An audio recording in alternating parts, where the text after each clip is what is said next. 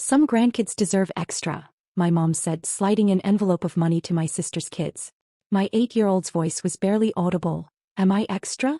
I took a breath and said, no, sweetheart. But their electricity was. Then I opened my banking app. Mom called us dumb, but then my husband got angry and said, I never thought I'd be the kind of person to cut off my own mother. But then again, I never thought she'd look my 8-year-old daughter in the eye and make her feel worthless either. Let me back up. My name is Rachel and I'm a 34-year-old mom of 2 amazing kids, Maya, who's 8, and Lucas, who's 6. My husband, Derek, works as an electrical engineer and I'm a teacher. We're not rich, but we're comfortable. We've worked hard for everything we have and we've never asked my parents for a dime. My older sister, Jennifer? Different story entirely. Jennifer has always been Mom's favorite. Always. Growing up, I could have won a Nobel Prize and Mom would have found a way to make it about how Jennifer's participation trophy from soccer camp was more impressive. But I dealt with it. I moved on. I built my own life, my own family, and I thought I'd made peace with it. Until 3 months ago when everything exploded at Mom's birthday dinner. We were all gathered at her house. Me, Derek, our kids, Jennifer, her husband Craig, and their 3 kids. Amber, who's 9, Tyler, who's 7, and little Chloe, who's 5. The evening started normal enough. Mom made her famous pot roast, the kids ran around in the backyard, and Derek helped Dad fix the back gate that had been broken for weeks.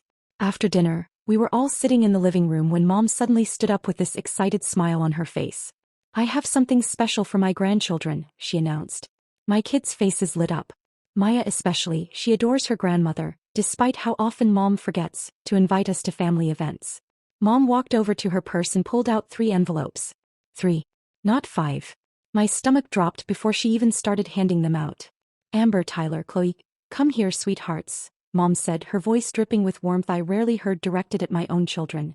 She handed each of Jennifer's kids an envelope. A little something extra for being such wonderful grandchildren. Maya's hand, which had been halfway extended hopefully, slowly dropped to her lap. Lucas, bless his heart, didn't even seem to notice at first. He was too busy playing with his toy cars on the carpet. But Maya noticed. Oh, she noticed. Grandma. Maya's voice was so small. What about us? Mom barely glanced at her. Oh, honey, these are for the kids who need it. I felt Derek tense beside me, but I put my hand on his knee. Not yet, I silently told him. But Mom, I said carefully, keeping my voice level, all the grandkids are here. Maybe. Rachel, don't start. Mom's voice went sharp. Some grandkids deserve extra. Those words hung in the air like poison. Jennifer's kids were already tearing open their envelopes, squealing about the $100 bills inside. $300. Maya looked up at me with those big brown eyes, the ones she got from Derek's side of the family, and asked the question that broke my heart into 1,000 pieces. Am I extra? Do you think a grandmother should ever make a child feel like that? Because I'm still processing it. I took a breath, fighting back the tears that were threatening to spill. I looked at my daughter, this beautiful, brilliant little girl who gets straight A's, who volunteers to read to the kindergartners at her school, who saves her allowance to buy birthday presents for her friends. No, sweetheart, I said loud enough for everyone to hear. But their electricity was. The room went dead silent. Jennifer's face went from confused to red in about 2 seconds. What's that supposed to mean? I pulled out my phone and opened my banking app. My hands were shaking, but I did it anyway. I pulled up the transaction history and started scrolling. Let's see, I said, my voice getting steadier with each word. March 15th, I sent Jennifer $300 for her electric bill. April 22nd, another $250 for groceries. May 6th. Rachel, stop it, Mom hissed. I was on a roll. Derek was nodding beside me, his jaw clenched but his hands supportive on my back. June 3rd, $400 because Craig's car broke down. July 19th. Those were loans. Jennifer shouted, jumping up from the couch. Really? I looked at her calmly. Because I don't remember you paying back a single cent. But sure, let's call them loans. How about the $2,700 in loans over the past 8 months? Craig had gone very quiet, suddenly very interested in the carpet. Mom's face was purple now. How dare you air family business like this in front of the children? You mean the way you just humiliated my children in front of everyone? My voice cracked a little. The way you just told my daughter she doesn't deserve extra, while handing out hundreds to kids whose parents I've been financially supporting for months? We needed that money. Jennifer was crying now, but I wasn't sure if they were real tears or the crocodile kind she perfected in high school to get out of trouble. And I gave it to you, I said quietly.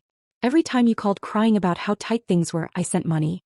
Even when it meant Derek and I had to push back our anniversary trip. even when it meant I couldn't take Maya to that art camp she wanted to go to so badly. Maya was looking at me with wide eyes now. She hadn't known about the art camp. But here's the thing, Mom. I turned to face my mother directly. I didn't help Jennifer for your approval. I did it because she's my sister and I love her. But you just proved that nothing I do will ever be enough. You've made it crystal clear that my children are second-class grandchildren in your eyes. That's not true. Mom sputtered. Isn't it? When's the last time you called to check on Maya or Lucas? When's the last time you came to one of Maya's piano recitals? Or Lucas's soccer games? Silence. That's what I thought. Derek finally spoke up, his voice calm but with an edge I rarely heard. Mrs. Patterson. But before he could finish, Mom cut him off with something that made my blood run cold. Oh, don't start with me, Derek. You and Rachel are both just dumb for throwing your money away on Jennifer instead of building up your own savings. That's your problem. You're too stupid to see when you're being used. He called us dumb. My mother called me and my husband dumb in front of our children, in front of everyone, because we'd been generous to my sister. That's when Derek got angry. Really angry. I'd seen him frustrated before, annoyed, even upset. But this was different. He stood up slowly and his voice when he spoke was ice cold. What do you think he said to her? Because what came next changed everything. Would you have stayed silent or would you have done what I did? I really need to know I wasn't crazy for this. Derek stood up and I'd never seen him look at anyone the way he looked at my mother in that moment. We're done here, he said quietly. Rachel has spent years trying to earn your approval and I've watched it break her heart over and over. But calling us stupid for helping family, for being kind, that's where this ends. He looked at me. Get the kids. We're leaving. Mom's face went white. You can't just watch us. Derek was already helping Lucas put his toys in his backpack. I stood up, taking Maya's hand. She was crying silently, and that hurt worse than anything Mom had said to me. Rachel, don't be dramatic, Jennifer said, but her voice was shaky. Dramatic. I laughed, but there was no humor in it. Jenny, I've bailed you out 27 times in 8 months. And you couldn't even tell Mom to share that money with all her grandkids. Jennifer looked away. That told me everything. Mom grabbed my arm as we headed to the door. If you walk out that door, don't expect me to just welcome you back with open arms. I looked at her hand on my arm, then at her face. Good. Because we won't be coming back until you figure out how to treat my children with the same love you show Jennifer's. We left. Maya cried the whole drive home, asking why Grandma didn't love her. I didn't have a good answer. That night, after the kids were in bed, Derek and I sat at the kitchen table with our laptop open. I need you to see something, he said, pulling up our bank statements. Every time you've sent Jennifer money, we've had to cut something from our budget. Look. He was right. The art camp. New shoes for Lucas. The family trip to the beach we'd been planning. All sacrificed. I'm such an idiot, I whispered. No. Derek took my hand. You're generous. There's a difference. But Rachel, we need to set some boundaries now. I nodded. He was right. The next morning I got a text from Jennifer. Mom's really upset. You embarrassed her. I stared at that text for a long minute. Then I typed back. She embarrassed my daughter. Not the same thing. 3 dots appeared. Disappeared. Appeared again. Then, can you send $200? Chloe needs new school supplies. My finger hovered over the keyboard. Derek looked over my shoulder and squeezed my hand gently. I typed, no. Just that. No. My phone exploded. Jennifer called 4 times. Mom called 6.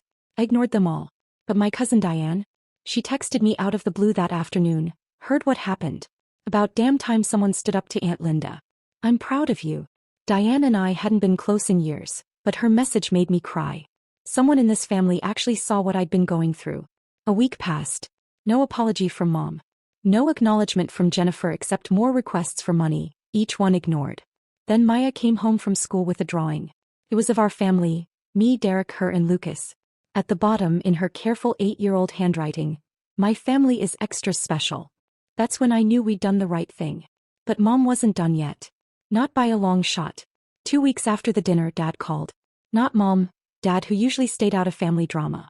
Your mother's in the hospital, he said. My heart stopped. What happened? High blood pressure. She collapsed at the grocery store. She's okay, but... He paused. She's asking for you. Do you think I should have gone? Because I wasn't sure. Derek saw my face. We'll go together, he said simply. At the hospital, I found Mom in a bed looking smaller than I'd ever seen her. Jennifer was already there, of course, sitting right beside her holding her hand. Mom's eyes found mine. You came. Of course I came. You're my mother.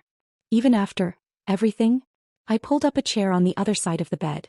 Being angry doesn't mean I stopped caring. Mom's eyes filled with tears. Real ones this time. I need to tell you something. And what she told me. It explained everything, but it also made me even angrier. You won't believe what her excuse was. Mom's hand trembled as she reached for the water cup. Jennifer's been lying to me. I blinked. That wasn't what I expected. What? About the money. About everything. Mom's voice cracked. She told me you and Derek were wealthy. That you'd gotten some big inheritance from Derek's uncle. She said you were being stingy with her, that you refused to help when she asked. My mouth fell open. Mom, that's insane. There was no inheritance. We live on a teacher's salary and an engineer's income. We're comfortable, but we're not. I know that now. Mom closed her eyes. After you left that night, your father made me listen. Really listen. He pulled up Facebook, showed me all the posts Jennifer made about their vacations, their new patio furniture, Craig's new gaming setup. Jennifer had gone pale beside the bed. Mom, I can explain. You told me they were struggling. Mom's voice got stronger, angry. You made me give them money at every family gathering while Rachel's children got nothing because I thought. She stopped, looking at me with devastation. I thought you were rich and selfish. Jennifer said you were bragging about money, rubbing it in her face. I felt like I'd been punched. I never. She showed me texts. Mom interrupted. Except when your father looked at them closely, he realized they were edited. Screenshots with parts cut off. Mrs. Patterson, maybe we should discuss this privately, Craig said quietly, speaking for the first time. Oh, shut up, Craig. Dad's voice came from the doorway. I hadn't even heard him come in. You're just as guilty. Craig's face went red. Dad walked to Mom's bedside. After Linda collapsed, I did some digging. Called Derek, actually. Asked him straight up about your finances. Then I called our bank. He looked at Jennifer with disgust. The money we've been giving you wasn't for electricity or food. Was it? Jennifer started crying. Daddy, please. Your mother had a stress-induced episode because she found out the truth. Want to tell Rachel, or should I? The room went silent. Even the hospital monitors seemed too loud. Jennifer wouldn't look at me. Craig was staring at his shoes. They've been gambling, Dad said flatly. Online poker. Craig lost his job 4 months ago, not because of downsizing like they said, but because he was caught gambling on company computers. I couldn't breathe. All those times Jennifer called crying. All that money. Every dollar we gave them, every dollar Rachel sent. It went straight into their betting accounts, Dad continued. They're $30,000 in debt. 30,000. And the kids' envelopes that night? Mom's voice was barely a whisper. Jennifer told me to only give money to her children because she was going to take them shopping for school clothes the next day. I didn't know she'd already gotten money from me the week before for the same thing. Oh my God, I breathed. Derek's hand found mine. He was shaking with rage. Rachel, I'm so sorry, Jennifer sobbed. It started small, just a few games, and then Craig said we could win it back, and it spiraled, and I didn't know how to stop. You made Mom think I was the villain, I said quietly. You edited text to make me look bad. You took money meant for your children and gambled it away. And you let me, my voice broke. You let me give up Maya's art camp. You let me watch my daughter get humiliated by our mother because you needed money for poker. I'm sick, Rachel. It's an addiction. Then you should have told me. I stood up, the chair scraping loud against the floor. You should have asked for help, real help, not money. But instead, you destroyed my relationship with our mother and made my children feel worthless. A nurse poked her head in. I'm going to need everyone to calm down or leave. But I wasn't done. Not even close. How much did I send you, Jennifer? Total. She wouldn't answer. Derek pulled out his phone. 2,700 in 8 months. I have every transaction. And how much did Mom and Dad give you? Dad answered grimly. 15,000 over the past year. Jennifer made a sound like a wounded animal. So almost $18,000, I said slowly.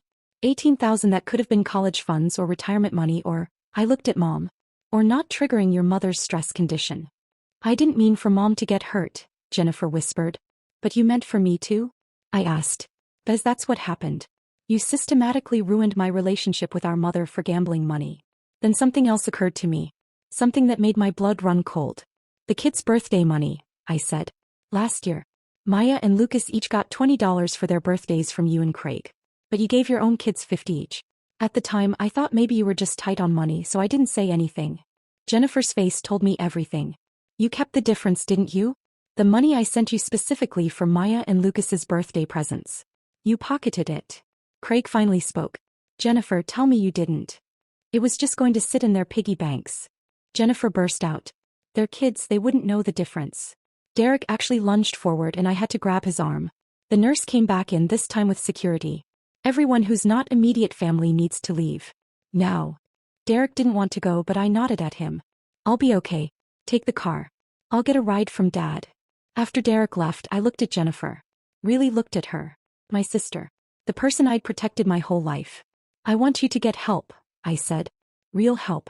Therapy. Gamblers Anonymous. Whatever it takes. But until you do and until you make this right, we're done. Rachel, please. And you need to tell your kids the truth. Not that mommy has a problem, but that mommy did something wrong and hurt people. They deserve to know why we won't be at family gatherings anymore. Mom grabbed my hand weakly. Don't say that. This family needs to heal. Then Jennifer needs to start healing herself first. I looked at my mother. And you need to apologize to my children. Properly. I will, Mom said immediately. Oh honey, I will. I can't believe she started crying harder. I stayed with her for another hour, just holding her hand while Jennifer and Craig left in shame. Dad sat in the corner looking 10 years older. But here's the thing nobody expected. When I finally got home that night, there was an envelope on my doorstep. Inside was $3,000 in cash and a note in handwriting I didn't recognize. The note said, I know what Jennifer did. This doesn't fix it, but it's a start. Someone who cares. Who do you think sent that? Because what I found out the next day absolutely shocked me. I stared at that envelope all night. $3,000 in cash. No name, just that cryptic note. Derek wanted to call the police. Rachel, this is weird. Someone knows our address, knows what happened. Or someone in the family is trying to help, I said. The next morning I got my answer in the most unexpected way. Craig showed up at my door. Alone. Before you slammed the door, he said quickly, I'm the one who left the money. I froze. What? Can I come in? Please. Just 5 minutes. Against my better judgment, I let him in. Derek stood in the doorway, arms crossed, making it clear Craig wasn't welcome. I've been siphoning money from our gambling accounts for 3 months, Craig said, sitting on the edge of our couch like he might bolt any second. Small amounts Jennifer wouldn't notice. I was trying to build up enough to pay you back because I knew, God, Rachel, I knew what she was doing to you was wrong. You knew and said nothing? Derek's voice was ice. I tried. I told her to stop lying, to come clean, but she was in so deep with the gambling and she said your mom would never forgive her if she knew the truth, so she just kept digging. I sat down slowly. Why are you telling me this now? Because I'm leaving her. The room went silent. I already filed for divorce. I moved my stuff out last night while she was still at the hospital with your mom. I've contacted a lawyer about custody, and I'm checking myself into a treatment program tomorrow. Craig looked directly at me. I also went to the police this morning and confessed to the gambling debts. There's a payment plan option and I'm taking it. All of it, the $18,000, it's on me now. I signed papers saying Jennifer had no knowledge. But she did have knowledge, I said. I know. But those kids need one parent who's not facing charges. And between the two of you, he laughed bitterly. I'm the one who got us into this. She just followed me down. I didn't know what to say. The $3,000 is every cent I managed to save. It's not enough, not even close, but it's something. Craig stood up. I destroyed my family, your family, and your mom's health. I can't fix all of that. But I can start trying. After he left, Derek and I just sat there in shock. Do you believe him? Derek asked. I think so. Actually, yeah. I do. 2 days later, Jennifer called. Not to ask for money. To scream at me. You turned my husband against me. He's taking my kids. Jennifer, I haven't talked to Craig except when he brought the money. He gave you money? That was our money. It was my money that you stole, I said calmly. And he's making it right. Mom won't even look at me now. Dad says I need to move out. Everyone hates me and it's all your fault for making a scene. Something in me snapped. No, I said firmly. It's your fault for being a liar and a thief. It's your fault for hurting your own children, my children, and our mother. And until you can look in the mirror and admit that nothing's going to change. I hung up. But here's where it gets interesting. Remember my cousin Diane who texted support? She called that afternoon. I need to tell you something about your mom, she said. Something that might help you understand. What Diane told me changed everything I thought I knew about why Mom favored Jennifer. And suddenly all the pieces fell into place. Diane explained that when Jennifer was born, Mom had severe postpartum depression with me. Their grandmother, my mom's mother, apparently told her she was a failure as a mother, that she was broken. Mom spent my entire first year feeling like she'd ruined me. When Jennifer came along 3 years later, your mom was terrified it would happen again, Diane said. But it didn't. And in her mind, Jennifer was proof she could be a good mother. She overcompensated with Jenny and you got the leftover guilt. I sat there processing this. Didn't excuse anything, but it explained so much. Your mom's been in therapy since the hospital, Diane continued. She asked me to tell you because she's too ashamed to say it herself. She wants to make things right, Rachel. Really right. That weekend Mom came to our house. Not to our door. Dad brought her and she waited in the car until I came out. She'd brought Maya and Lucas presents. Not money. Art supplies for Maya. A new soccer ball for Lucas. And handwritten letters to each of them. I don't expect forgiveness, Mom said quietly. But I need them to know that Grandma was wrong. So wrong. And that they are extra. They're extraordinary. Maya watched from the window, uncertain. Come meet your grandma, I called to her. The real one. Not the one who forgot how to love fairly. What happened next brought tears to all of us, even Dad who never cries. Maya walked out slowly, Lucas hiding behind her. Mom knelt down on our driveway, tears already streaming down her face. I'm sorry, Mom said simply. Grandma was wrong. So wrong. You are both extra special and I forgot to show you that. Maya looked at me. I nodded. Then my daughter did something that broke and healed my heart at once. She stepped forward and hugged my mom. It's okay, Grandma, Maya whispered. People make mistakes. Mom sobbed. Lucas joined the hug. Derek and I watched from the porch and yeah, we were both crying too. Over the next few months things slowly changed. Mom started therapy and actually stuck with it. She invited us over every week, just us, not Jennifer. She came to every single one of Maya's piano recitals and Lucas's soccer games. Jennifer did eventually get help. Craig followed through on treatment and they're working on co-parenting. Jennifer moved back in with Mom and Dad temporarily, which was its own kind of punishment. She had to face what she'd done every single day. 3 months after everything exploded, Jennifer showed up at my door. No Craig. No kids. Just her. I got a job, she said. Retail. It's not much, but I'm paying Dad back $20 a week. It'll take forever, but I'm doing it. That's good, Jenny. And I'm 90 days sober from gambling. I go to meetings 3 times a week. She paused. I need to say this. I was jealous of you. Always have been. You had your life together and I kept screwing mine up, and instead of fixing it I just dragged you down with me. I know, I said. I'm sorry. For the lies. For stealing from your kids. For making Mom hate you when you were the good daughter all along. He was crying now.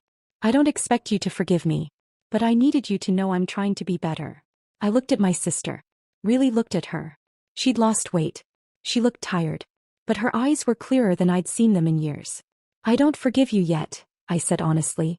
But I'm proud of you for trying. She nodded and turned to leave. Jennifer. She stopped. Family dinner at Mom's next Sunday. You should come. Bring your kids. Let's try to do this right. Her smile was small but genuine. That Sunday, all of us sat around Mom's table. All the grandkids got the same amount in their cards, $20 each. Mom made pot roast again. Jennifer and I were awkward, but we were there. And when Mom asked Maya to say grace, my daughter said, "Thank you for family. Even when they mess up. Even when it's hard. Thank you for second chances." Derek squeezed my hand under the table. It's not perfect. Jennifer and I are still rebuilding trust. Mom still catches herself playing favorites sometimes, but she corrects it now. Craig's been making his payments religiously and actually has a good relationship with his kids now. Me. I learned that setting boundaries doesn't make you selfish. Standing up for your kids doesn't make you dramatic. And sometimes the family you fight for is worth the fight. Maya still has that drawing on her wall. My family is extra special. He was right all along. So that's my story. Was I too harsh? Too forgiving? I honestly still don't know sometimes. If you enjoyed hearing about my messy, complicated, but ultimately healing family journey, I'd really appreciate a like. And if you've been through something similar, or if you think I handled things wrong, please share your thoughts in the comments. I read every single one and your support means everything. Thank you for listening.